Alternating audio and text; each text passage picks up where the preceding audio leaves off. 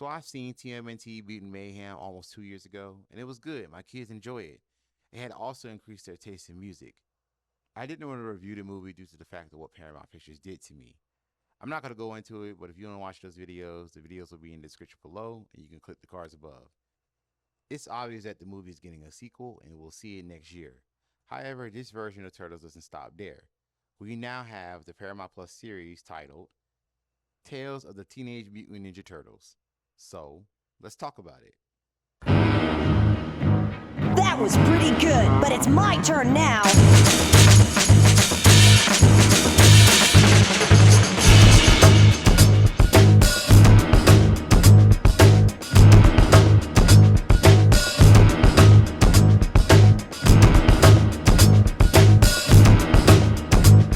Tales of the Teenage Mutant Ninja Turtles is a Paramount Plus original series that's available to watch on the platform. All 12 episodes are available right now.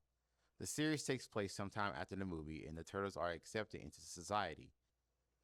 However, not everyone is accepting towards the heroes in the half shell, as they have to deal with new villains that can destroy all humans and mutants. Spoiler alert if you haven't seen the show as of yet, but I won't get too heavy into the review, so I'll just breeze right through it.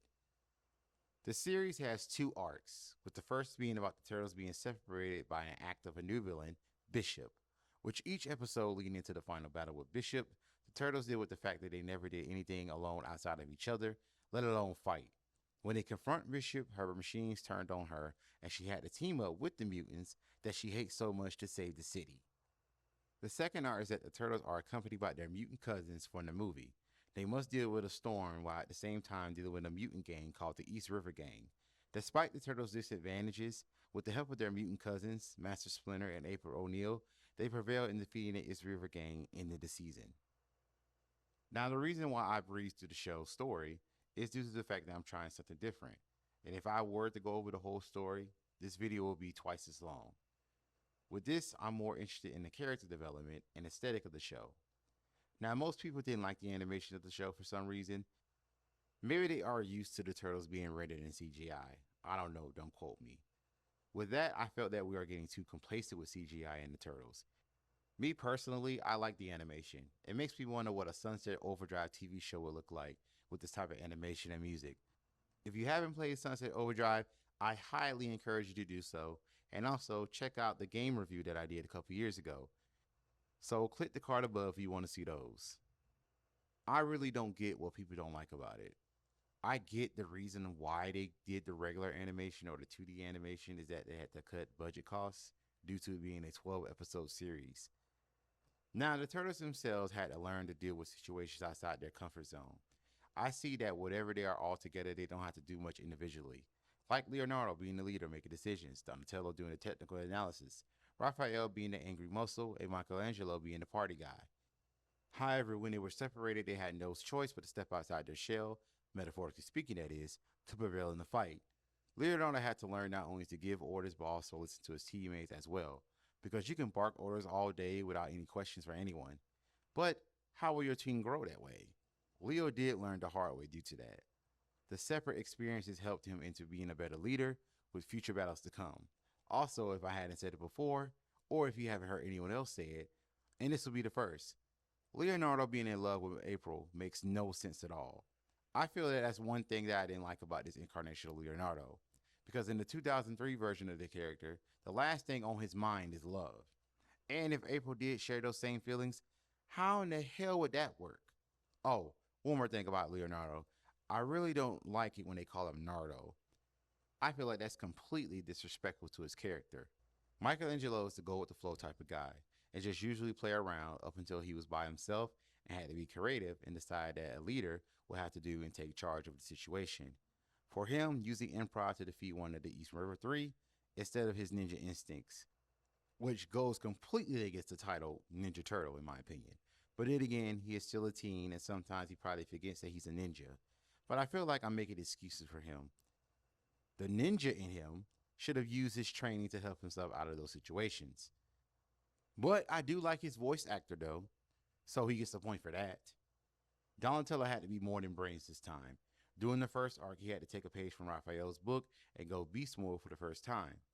There will be times to where not every situation requires a technological solution.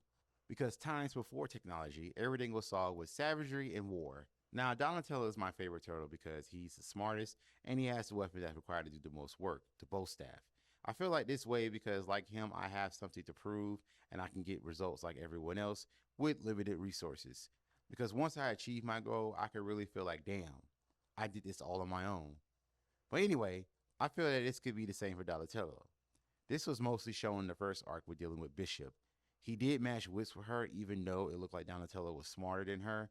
But we can't be shown that a man can't be smarter than a woman due to the pandering society. But that's pretty much it about Donatello's character. Let's just say that he had to be more like Raphael.